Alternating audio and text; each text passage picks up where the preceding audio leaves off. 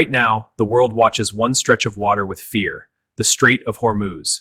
But this is not the first time the world 100 years ago the same battle was fought, and one man changed everything. For centuries, every spice, every bolt of silk, every precious gem moving from Asia to Europe passed through this single narrow channel. Half of the world's trade flowed through here, and the lesson of history was simple. Whoever held this strait held the world. At the entrance of the Persian Gulf sat a small island kingdom called Hormuz. It was one of the wealthiest ports on earth, the gateway between East and West. And in 1507, a Portuguese commander set his eyes on it. His name was Afonso de Albuquerque, fleet commander, strategist, and a man who answered to no one. When his king ordered him elsewhere, Albuquerque turned his fleet around. His destination? Hormuz. What he brought with him was almost nothing, just 7 ships and 500 men. Against the riches and defenses of one of the most powerful trading kingdoms in the world, it seemed like madness. It was not. On September 26, 1507, Albuquerque's fleet entered Hormuz harbor. The moment they arrived, the gun ports opened. Cannon smoke erupted from the sides of the ships, and the harbor was engulfed in flames within minutes. Faced with 7 ships and the loss of his harbor, the king of Hormuz negotiated.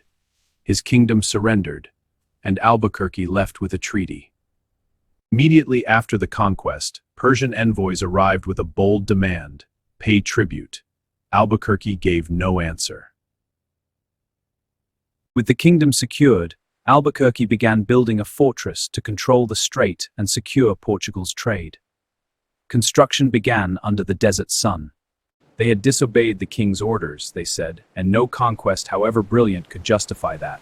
3 officers took their ships and sailed for India, abandoning the mission entirely. January 1508, with too few men remaining to hold the island, Albuquerque was forced to withdraw.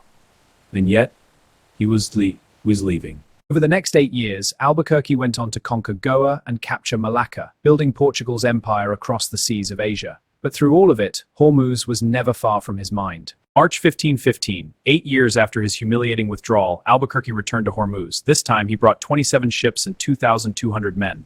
There would be no repeat of what happened before. The half-built fortress from 8 years ago still stood exactly where he had left it.